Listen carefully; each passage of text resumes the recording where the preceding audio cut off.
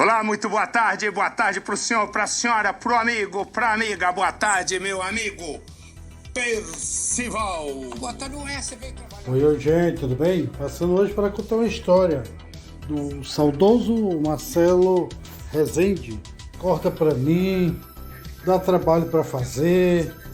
Ele que se destacou por grandes reportagens, foi repórter esportivo, cobriu Copa do Mundo, cobriu Mundial, destacou-se como apresentador de televisão e com grandes bordões.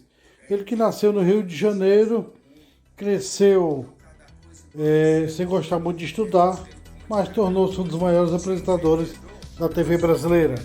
Antes de eu me apresentar, sou Ivan Salles, narrador aqui do canal Salles Histórias e Variedades.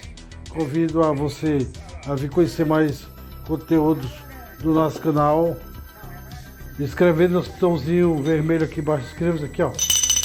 Depois você vai lá no sininho para ativar as notificações para todas, para cada publicação nova, tanto aqui como lá na comunidade, vocês serem avisados. E obrigado pela audiência de todos vocês. Deixe lá um joinha de 3 polegadas aí pra cima aqui, ó. O YouTube recomendo como bom. E muito obrigado pela audiência de vocês. Deixa lá um comentário, sugestão de vídeo. Tudo isso é de graça, mas ajuda por demais. Isso posto, vamos à história de Marcelo Rezende. O nome artístico Marcelo Rezende, o seu nome de batismo é Marcelo Luiz Rezende Fernandes, que nasce em 12 de novembro de 1951, na cidade do Rio de Janeiro, então Distrito Federal. Ele que falece em 16 de setembro de 2017, aos 65 anos de idade, vítima de câncer de pâncreas e fígado. Ele que, antes de 10 anos, ele passou a morar num local chamado um abrigo para os menores infratores, e porque seu pai era diretor do local e ele passou a morar lá, viu de perto mortes, brigas e quase se tornou um deles, mas muito perseverante, terminou seguindo outra carreira. Aos 16 anos virou hippie, passou a morar na Bahia, em uma colônia, e vendia artesanatos para sobreviver. Aos 17 anos pediu um primo para conhecer um jornal de esporte, onde o primo trabalhava. Chegou lá, decidiu ajudar aquele senhor que estava sentado à mesa, escrevendo numa máquina datilógrafa a lista de times, escalações dos times de subúrbio lá do Rio de Janeiro. E ele, por conta disso, tornou-se um rapaz que gostava de ajudar, e por conta disso passou a trabalhar com a comunicação. Com 19 anos, ele tentou fazer a escola técnica, mas porém dizia que ele não levava jeito, porque ele gostava meio de jornalismo. Passou a trabalhar no Grupo Globo de Comunicação diretamente, no Jornal Globo, com o seu grande ídolo, Nelson Rodrigues. Ficou lá até 1979, passou também pela Rádio Globo, e em 1979 ele foi convidado a trabalhar na editora Abril, na revista Placar. Foi editor-chefe, repórter, e por conta disso ele cobriu 2 Copas do Mundo, uma Olimpíada e 2 Mundiais. O Mundiais foi do Flamengo 81 e do Grêmio 83. As Copas do Mundo de 82 na Espanha e do México em 86. E os Jogos Olímpicos de Los Angeles em 1984. Em 1987 ele volta ao Sistema Globo de Comunicação e começa a trabalhar no Globo Esporte, fazendo grandes reportagens. Em 1989 ele integra a equipe de transmissão do Galvão Bueno e Chico Anísio, cobrindo a Copa América. Em 1990, Alice Maia e o Armando Nogueira convidaram ele para trabalhar na editoria geral, onde ele se destacou na cobertura de uma investigação, uma reportagem investigativa sobre um dos maiores empresários do Rio de Janeiro, que foi assassinado, o José Carlos Diniz Filho. Ele também destacou-se por essa reportagem, destacou-se também numa reportagem que ele fez para o Globo Repórter sobre o trabalho do menor.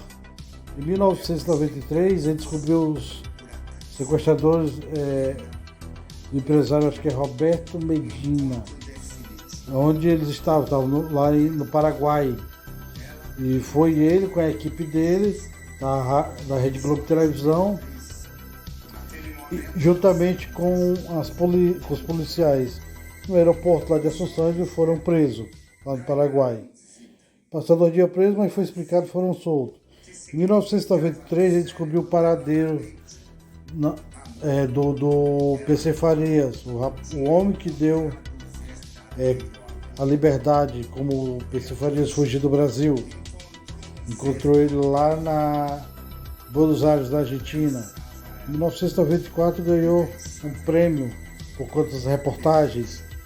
Em 1997 deu voz e vez aos casos da favela naval lá no Rio, lá em Diadema. Recebeu uma fita de um cinegrafista amador e entregou à Polícia Federal para saber se tiver veracidade aquela fita. As reportagens foram feitas em 3, 5 e 7 de março, que foi exibido em 31 de março, em que o William Bonner alertou a população, os telespectadores, que tinha muitas cenas pesadas. Ele também entrevistou grandes pessoas, como por exemplo, ele entrevistou o Monique do Parque em 1998, que foi um programa piloto para criar o Linha Direta, que ele apresentou no 1999 2000. Em 2001 ele fez reportagem sobre o escândalo do futebol do Brasil. Em 2002 ele sai da Rede Globo e vai apresentar o Repórter Cidadão na Rede TV. Na Rede TV ele passa para o Cidade Alerta na Rede Record Televisão, retorna à Rede TV e fica lá apresentando o programa telejornal Rede TV News. Também apresentou na Rede Bandeirantes o programa chamado Tribunal na TV.